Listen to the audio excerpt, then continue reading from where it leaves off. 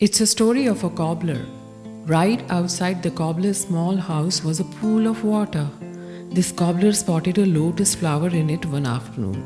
It was an incredible lotus. It was blooming out of season in a place where nothing like that had ever grown before. The sight stopped him in his tracks. "Meera!" he called to his wife. "Come quickly! You have to see this, Meera! A lotus right here!" Meera rushed over, and together they marveled at the flower that seemed to have come from another world. "How can this be? How?" the cobbler asked. "A flower like this here, Meera?" Meera gazed at the flower and whispered, "The Buddha passed by here yesterday. I saw him. This lotus must have bloomed from the touch of his feet. It's his blessing."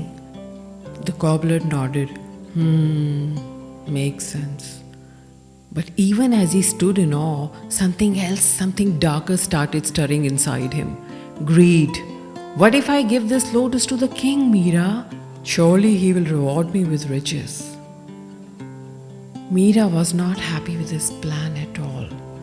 She said, and there was pain in her voice, "This flower is a gift of grace. You can't exchange it for something that won't last." But the cobbler was too excited to consider Meera's words.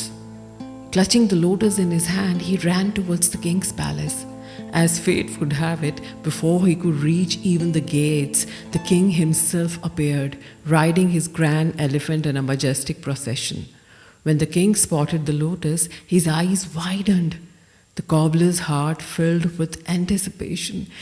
He held the lotus out and offered it to the king, who delightedly asked, "What would you like in return?" The cobbler humbly replied, "Whatever your majesty thinks is fair." The king generously made an offer of 1,000 gold coins, showing off that he would offer the lotus to the Buddha. The cobbler was speechless. Soon the king's minister appeared and, to everyone's surprise, offered 10,000 gold coins, whispering in the cobbler's ears that the king was merely making a formal visit to the Buddha. It was he, the minister, who was a serious devotee, so he was offering 10 times the reward that the king promised. The cobbler stood frozen with confusion, and before he could process this, the richest man in town offered 100,000 gold coins and land beyond his wildest dreams, claiming to be the highest devotee of all. The cobbler could hardly believe what was happening. And then, in that chaotic moment, an insight flashed through him. A hidden door deep inside his heart suddenly flung open, and through it poured a light of understanding, something he had never known. This was not just any moment of realization. It seemed to have a divine touch to it. The cobbler suddenly saw with clarity what was truly in front of him. This lotus was not just a flower.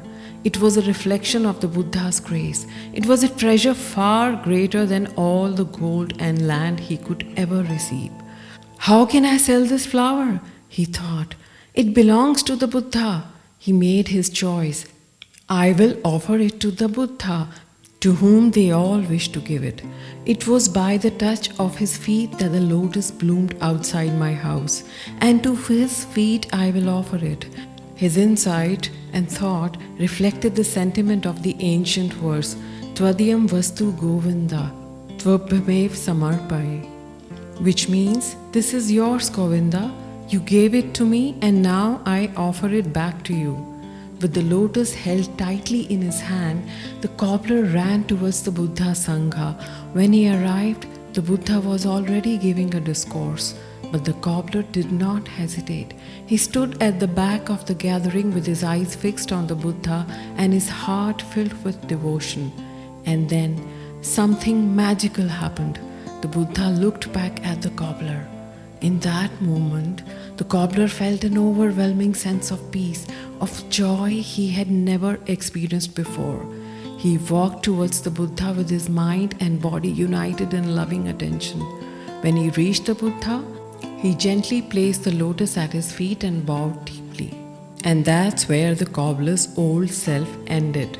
The man who had dreamt of gold and riches was gone. In his place was someone completely surrendered to the Buddha. He never returned to his old life. He was now the Buddha's disciple, a man transformed forever by a single act of love and devotion.